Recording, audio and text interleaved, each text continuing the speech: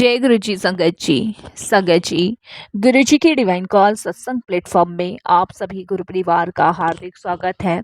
शुक्राना गुरु जी महाराज का कि उन्होंने ये सेवा मुझे दी और मैं आप सभी के समीप आके गुरु जी के कल्याण महिमा अनुभव का वर्णन कर पा रही हूँ। अनंतम शुक्राना मेरे गुरु जी महाराज का। संगत जी, आज का जो सत्संग हम आपके साथ शेयर कर रहे हैं निखिल अंकल का है। ये सत्संग हमें मेल के माध्यम से प्राप्त हुआ है। बहुत प्यारा सत्संग है, ब्लेसिंगफुल सत्संग है, डिवाइन सत्संग है। सभी गुरु परिवार से जैसे कि मैं हर सत्संग में रिक्वेस्ट करती हूँ और अब फिर रिक्वेस्ट कर रही हूँ, सत्संग को अंत तक सुने, ध्यान से सुने, पूरा सुने और गुरु जी की ब्लेसिंग्स प्राप्त करें। संगत जी, बीच में सत्संग को छोड़ने से कोई भी फल प्राप्त नहीं होता है। जैसे कि मैं हर सत्संग में कहती हूँ, चाहे संगत जी ईश्वर का सिमरन करना हो, जाप करना हो, भजन कीर्तन हो, कथा हो, यज्ञ हो, कुछ भी हो, अगर आप उसको बीच में छोड़ते हैं तो वो अधम माना जाता है, उसकी फल की प्राप्ति नहीं होती। वो समय सबसे ज़्यादा सर्वश्रेष्ठ होता है, अच्छा होता है, जो प्रभु की चर्चाओं में, प्रभु के सत्संग में और प्रभु की महिमा में गुजरता है। संगत जी, सत्संग हमें जब ही प्राप्त होता है जब ईश्वर की कृपा होती है, गुरु की कृपा होती है। नहीं तो लाखों करोड़ लोग हैं जिन्हें सत्संग नहीं मिलता, जो तरसते हैं सत्संग पाने के लिए। संगत जी, साथ संगत, साधु संगत सबसे सर्वश्रेष्ठ मानी जाती है। इसमें प्रभु की चर्चाएं होती हैं, प्रभु की लीलाएं होती हैं, प्रभु के अनुभव होते हैं जो हमें मिलते हैं ब्लेसिंग्स के रूप में। जिसके मुंह से जय गुरु जी निकल जाता है, वो संगत जी न जाने कितने अपने कष्टों को कटवा ले जाता है, कितनी ब्लेसिंग्स ले लेता है। जय गुरु जी का मतलब है कि गुरु सर्वश्रेष्ठ है, गुरु के जैसा कोई और नहीं है। परमात्मा से मिलन कराने का एकमात्र उपाय सत्संग सुनना है और गुरु का होना है, और दोनों ही जीवन में अत्यंत आवश्यक है। संगत जी, जैसे मनुष्य के लिए भोजन अति आवश्यक है, पानी अति आवश्यक है, सांस लेना अति आवश्यक है, इस संसार की हर एक भौतिक चीजें बहुत आवश्यक है, उसी तरीके से हमारे जीवन में गुरु का होना भी अत्यंत आवश्यक है। जब मनुष्य पैदा होता है उसे हर एक चीज की जरूरत पड़ती है, लेकिन ये वो भूल जाता है समय के साथ साथ कि हमें शिक्षा देने वाला हमारा गुरु है, हमें संस्कार देने वाले हमारे माता पिता गुरु हैं। इसीलिए संगत जी, सत्संग को ध्यान से सुना करिए, अंत तक सुना करिए, क्योंकि ये कृपा है, ये ब्लेसिंग्स है गुरु जी की जो हम सबको मिल रही है। पता नहीं कितने सारे सवालों के इसमें जवाब होते हैं, कितने दुख दर्द कष्ट कटते हैं, कितने रोगों से मुक्ति मिलती है। मनुष्य ये भूल जाता है कि हमें जब ये शरीर का त्याग करना पड़ेगा, सदैव तो हम रह नहीं पाएंगे संगत जी, एक ना एक दिन जाना ही जाना है, सब यही रह जाना है। ऐसा क्यों ना करें कि सत्संग को सुने और ब्लेसिंग्स प्राप्त करें, और जब शरीर का त्याग करें तब हमारी वकालत करने के लिए हमारे जज दोनों गुरुजी महाराज हों। तो इसीलिए संगत जी, सत्संग बड़े बड़भागी लोगों को मिलता है, गुरु की कृपा से मिलता है, साथ संगत गुरु की कृपा से मिलती है। इसे ऐसे ना गवाएं, इसे पाएं। संगत जी, इसीलिए मैं हर सत्संग में सबसे रिक्वेस्ट करती हूँ कि आप सत्संग को बीच में ना छोड़ें, ध्यान से पूरा सुने, कुछ समय गुरु के नाम करें। उस समय गुरु जी महाराज विराजमान होते हैं। कौन सी दृष्टि से गुरु जी आपको ब्लेस कर रहे हैं आपको नहीं पता चलता, क्योंकि गुरु जी दिव्य आत्मा है। और संगत जी, इसीलिए आप सत्संग ध्यान से सुनिएगा, अंत तक सुनिएगा। और अगर आप भी अपने अनुभव, अपने सत्संग हम सभी के साथ शेयर करना चाहते हैं, हिंदी में साफ राइटिंग में अपना सत्संग लिखकर हमारी जीमेल आईडी पर सेंड कर सकते हैं, ताकि आपकी द्वारा सुनाए गए सत्संग से जो भी गुरुजी महाराज की नई जुड़ने वाली संगत है, उन्हें गुरुजी के कल्याण, महिमा, अनुभव के बारे में ज़्यादा से ज़्यादा पता चले। सत्संग पसंद आए तो आप इसको लाइक कीजिए, सब्सक्राइब कीजिए और ज़्यादा से ज़्यादा संगत में शेयर कीजिएगा। बेल आइकन दबाना बिल्कुल नहीं भूलिएगा, जब भी कोई लेटेस्ट सत्संग आएगा उसका नोटिफिकेशन आपके पास आएगा। तो चलिए संगत जी, चलते हैं निखिल अंकल के सत्संग की ओर। सत्संग शुरू करने से पहले करते हैं गुरु जी का मंत्र जाप। ओम नमः शिवाय, शिवजी सदा सहाय। ओम नमः शिवाय, गुरुजी सदा सहाय। जय गुरुजी संगत जी।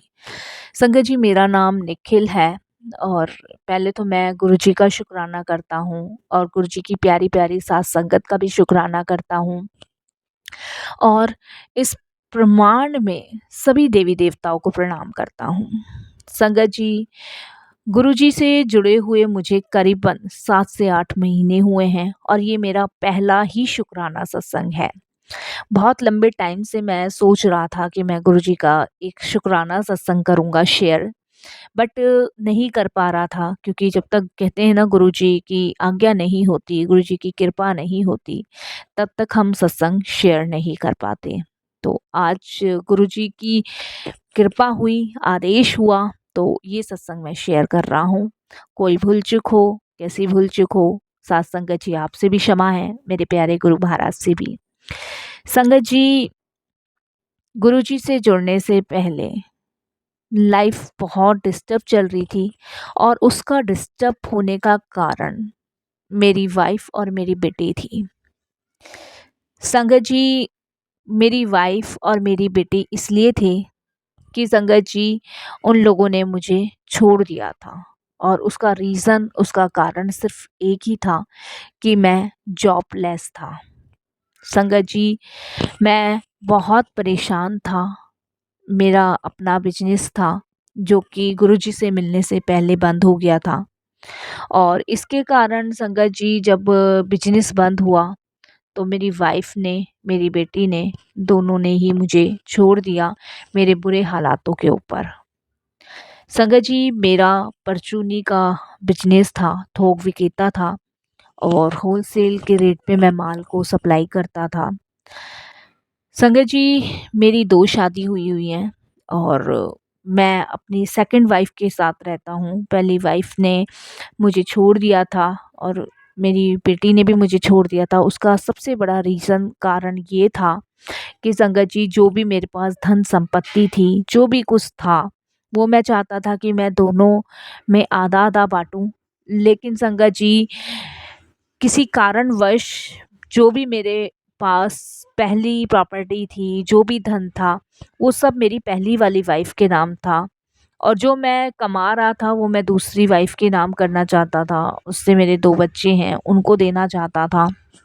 पर संगत जी रीज़न ये था कि जो पहली वाली वाइफ़ और जो पहली वाली बेटी थी, वो सिर्फ़ पैसों के लिए मुझसे, मेरे साथ रह रहे थे। उन्होंने ना मेरे कभी दुःख में साथ दिया, ना कभी मुझे किसी चीज़ में पूछा। और दूसरी शादी संगत जी शायद मेरे भाग्य में लिखी थी, इसलिए मेरे साथ हुई दूसरी शादी मेरी वाइफ़ की। और इसका कारण संगत जी ये था कि मेरा बहुत बड़ा परचूनी का, थोक विक्रेता का काम था, जैसे कि मैंने आपको बताया। तो हमारे ही मतलब दुकान के अंदर एक माँ जी काम करती थी और वो सिर्फ़ साफ़-सफ़ाई देख-रेख करती थी। तो संगत जी उनकी बेटी थी और कुछ टाइम पहले वो एक्सपायर हो गई थी। ये बात है संगत जी 2013 की।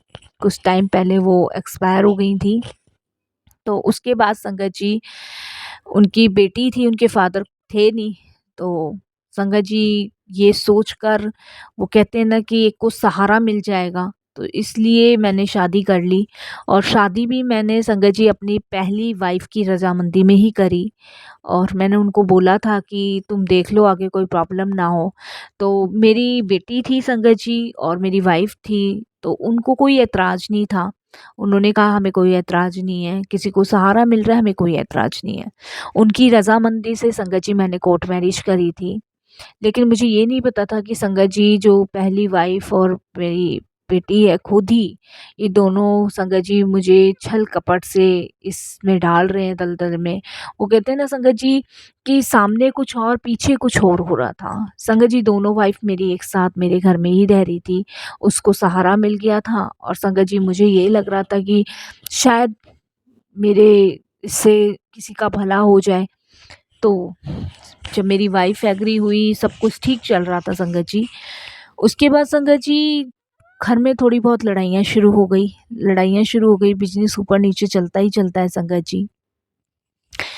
तो संगत जी जब बिज़नेस डाउन होने लगा, उसका कारण मुझे समझ नहीं आ रहा था, क्योंकि संगत जी मेरी जो पहली वाइफ़ थी, उसको एक ही बेटी थी, वो माँ नहीं बन सकती थी। डॉक्टर्स ने मना किया हुआ था, उसकी बच्चेदानी भी निकली हुई थी, इसलिए वो माँ नहीं बन सकती थी। तो उसका एक रीज़न, एक कारण ये भी था कि चलो दूसरी वाइफ़ आएगी तो बेटा होगा। शायद संगत जी मैं ये नहीं कहूँगा, मैं ये कहूँगा शायद मेरे भाग्य में ये सब लिखा था।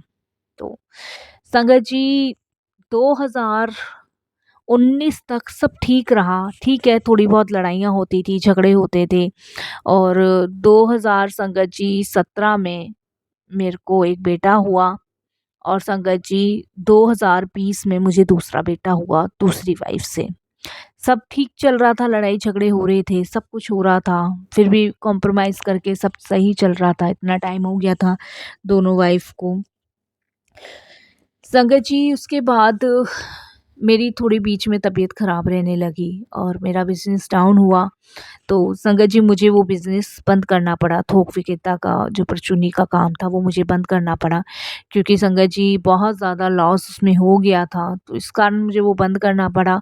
तो एकदम मैं जॉबलेस हो गया, घर में आ गया। तो मैंने अपनी पहली वाइफ़ को कहा कि जो, क्योंकि संगत जी मैं जो भी था, जैसा भी था, उसको ही सब कुछ मानता था, तो सब कुछ मैं उसको ही देता था, उसके नाम करता था। और जो सेकंड वाइफ़ थी, ठीक है संगत जी, उस पे विश्वास था, लेकिन ठीक है उसको भी मैं करता था, जो भी उसको चाहिए होता था, जो भी था, लेकिन ज़्यादा विश्वास बड़ी पे था। तो संगत जी उसके बाद सब कुछ उसको करने के बाद जब बिज़नेस बंद हुआ, तो मैंने उसको कहा कि मुझे कुछ पैसे की ज़रूरत है, जो भी हमने सेविंग्स की है वो दो, हम दोबारा से बिज़नेस शुरू करेंगे, क्योंकि ये तो आपको पता है कि ठप हो गया है और इसको तो बंद करना बहुत ज़रूरी है, क्योंकि बिल्कुल डाउन हो चुका था। तो संगत जी उन्होंने मुझे पैसे देने के लिए बिल्कुल मना कर दिया, और कि मेरे पास कोई पैसा नहीं है, कोई प्रॉपर्टी नहीं है, कुछ नहीं है। इस वजह से संगत जी बहुत कलेश पैदा हुई, बहुत कलेश, इतनी कलेश पैदा हुई कि मैं बता नहीं सकता। तो मैंने उनको बोला कि जो मेरे पास गुड़गाँवा वाला मकान है, मैं उसको सेल कर रहा हूँ, उससे मैं अपना बिज़नेस करूँगा। तो मेरी वाइफ़ ने मुझे कहा कि वो तो कब का आपने मेरे नाम कर दिया था। तो संगत जी इन सब चीज़ों में मैं भूल गया था कि मेरे नाम तो कुछ था ही नहीं, सब कुछ मैंने अपनी पहली वाइफ़ के नाम किया था। संगत जी 2021 में वो सब कुछ लेके, और उसने मुझे और मेरी जो सेकंड वाइफ़ थी, 2 बच्चे थे, उन्हें घर से निकाल दिया। क्योंकि संगत जी सारी प्रॉपर्टी, सारी सेविंग्स, सारी एफडी सब मेरी पहली वाइफ़ के नाम थी। और संगत जी यहाँ तक कि उसने मेरे ऊपर डिवोर्स के लिए भी फाइल किया कि मुझे आपसे तलाक चाहिए रज़ामंदी में, नहीं तो फिर आप सोच लीजिएगा क्या होगा। संगत जी उसने मुझे यहाँ तक की धमकी दी कि मैं कोर्ट में नाट जाऊँगी कि मेरी रज़ामंदी से आपकी दूसरी शादी हुई है, और मैं यही कहूँगी कि पीछे आपने मेरे पीठ पीछे झूठ बोल के शादी की है। संगत जी ये तो मेरे लिए और ज़्यादा एक बहुत बड़ी, ऐसा तूफ़ान मैंने कभी नहीं सोचा था। संगत जी 2022 में हम लोग रज़ामंदी से अलग हो गए। एक स्टैम्प पेपर पे हम दोनों ने अपनी मर्ज़ी से अलग होना, मेरी मजबूरी थी संगत जी, क्योंकि मेरे हाथ बंधे थे, क्योंकि मेरे पास दूसरी वाइफ़ थी, बच्चे थे, और उनके बच्चे इतने बड़े नहीं थे, और मुझे संगत जी रज़ामंदी में अलग होना पड़ा। उसके बाद संगत जी मैं अपनी वाइफ़ को लेके, जो दूसरी वाली वाइफ़ है, और दोनों बच्चों को लेके संगत जी दिल्ली के मंगोलपुरी इलाके में रहने लगा। मंगोलपुरी इलाके में मैं वहाँ रहने लगा, कुछ जान-पहचान लोग थे, उन्होंने मुझे घर रेंट पे दिलवाया। जॉब थी नहीं, जो सेकंड वाइफ़ के पास थोड़ी बहुत सेविंग्स थी, उससे कुछ टाइम मेरा कटा। और संगत जी उसके बाद मैं एक परचूनी की दुकान पे नौकरी करने लगा। बट मुझे नहीं पता था संगत जी, मैं बहुत डिस्टर्ब था, बहुत परेशान था कि क्या करूँ, कैसे करूँ? बहुत बड़ा तूफ़ान ये मेरी लाइफ़ का था। मेरे अपनों ने ही मुझे ऐसा धोखा दिया, मैंने कभी नहीं सोचा था। और संगत जी जिस बच्चे को मैंने इतने लाड़-प्यार से हर एक ख़्वाहिश मैंने उस बच्चे की पूरी करी, उसने मुझे बहुत गंदी-गंदी शब्द यूज़ करे, मैं नहीं बता सकता। तो ऐसे ही चलता रहा संगत जी, परेशान था, लेकिन सेकंड वाइफ़ साथ खड़ी थी, बच्चे साथ थे। नौकरी करता रहा, पालता रहा, पर कब तक ऐसे करता रहता, कब तक।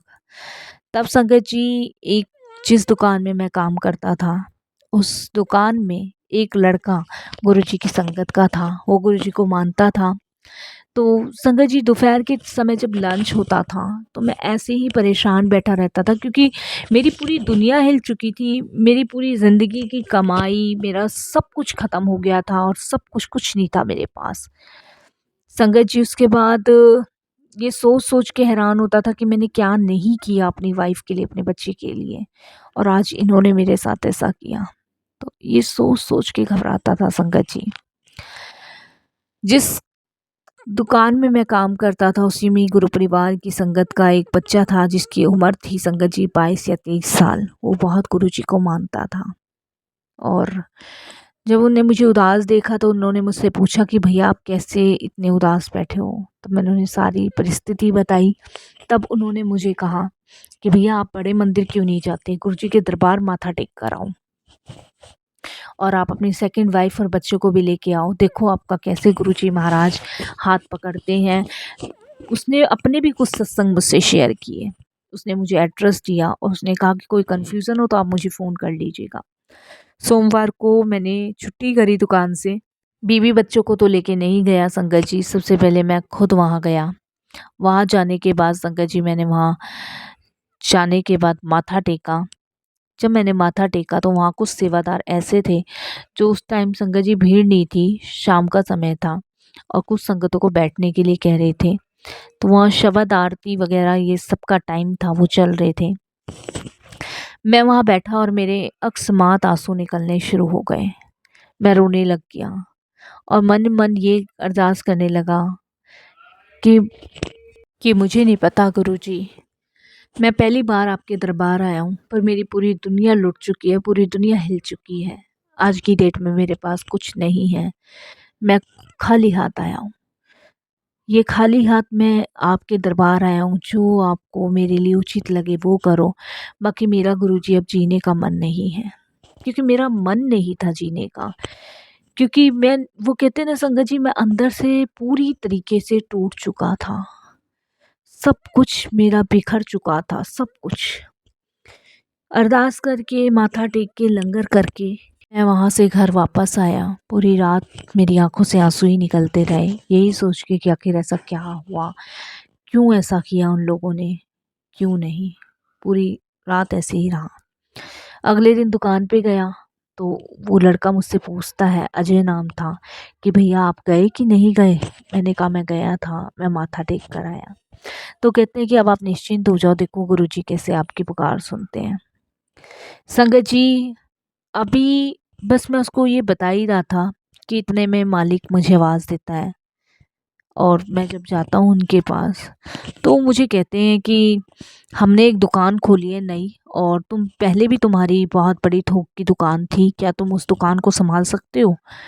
तो जय गुरु जी, शुक्राना गुरु जी।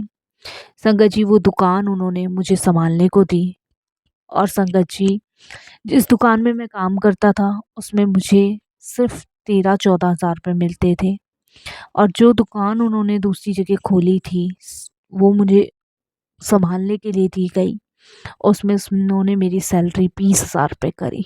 जय गुरु जी, शुक्राना गुरु जी, अनंतम शुक्राना। 13-14 से 20 तक का सफ़र गुरु जी ने तय करवाया। इस 7-8 महीने में गुरु जी ने मेरे को फिर से जीना सिखाया, फिर से उन्होंने मुझे खड़ा होना सिखाया, और पीछे की बातें भूलना सिखाया, सब गुरुजी ने सिखाया।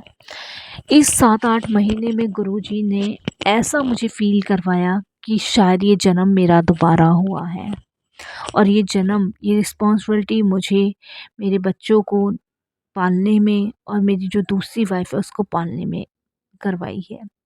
गुरुजी के मैसेज आते कि तू चिंता मत कर, जो तेरा बुरा कर रहा है ना उसे मैं आपे देख लेगा, तू बस निरंतर भक्ति में लगा रहे, अपना कर्तव्य करता रहे, अपना नित्य नेम पाठ करता रहे। और संगत जी, ये 7-8 महीने में मैं सिर्फ गुरुजी का सिमरन करता हूँ, सत्संग सुनता हूँ और अपने नित्य नेम पाठ को करता हूँ, और संगत जी, सिर्फ गुरुजी पे विश्वास करके चल रहा हूँ। बाकी इन 8 महीनों में गुरुजी ने मुझे जीना सिखाया, चलना सिखाया, खड़ा होना सिखाया और दिन ब दिन गुरुजी ने तरक्की करना सिखाया। बच्चों को अच्छे स्कूल में भी गुरुजी की कृपा से डाला। अब मेरे घर में किसी चीज़ की कमी नहीं है और मुझे विश्वास है एक ना एक दिन गुरुजी की कृपा से मैं फिर उसी पोजीशन पे पहुंचूंगा जिस पे था। और मुझे ये भी विश्वास है गुरुजी कभी मुझे गिरने भी नहीं देंगे। उन्होंने मेरा हाथ पकड़ लिया है। मैं हर सोमवार को गुरुजी के दरबार जाता हूँ, माथा टेकता हूँ, एक दिन भी नागा नहीं करता हूँ। जब समय मिलता है तो बच्चे और पत्नी को भी लेके वहाँ माथा टेकवाता हूँ। बाकी मैं गुरुजी से यही कहता हूँ, गुरुजी अब सब आपके हाथ में है, जो सही लगे आपको करना है। तो बहुत टाइम से सत्संग के लिए सोच रहा था लेकिन नहीं कर पा रहा था। आज गुरुजी ने मौका दिया तो सत्संग शेयर कर रहा हूँ। बाकी संगत जी जो गुरुजी करते हैं वो सही करते हैं, इसमें भी भलाई होगी, कुछ अच्छाई होगी। संगत जी गुरुजी यही कहते हैं कि जो तुम्हारा बुरा कर रहा है उसे करने दो, तुम कोई जवाब मत दो, उसको मैं देखूंगा। बस तुम अपने रास्ते पे चलो, शुक्राना करते चलो और कुछ नहीं गुरुजी कहते हैं। बस संगत जी मैं भी अपनी वाणी को विराम देता हूँ गुरुजी के मंत्र जाप के साथ। ओम नमः शिवाय, शिव जी सदा सहाय। ओम नमः शिवाय, गुरुजी सदा सहाय। जय गुरुजी, शुक्राना गुरुजी, लख लख बार शुक्राना गुरुजी, फिर से जीना सिखाने के लिए, अपना बनाने के लिए, मुझे चलाने के लिए, मुझे उठाने के लिए, हर चीज़ का शुक्राना गुरुजी।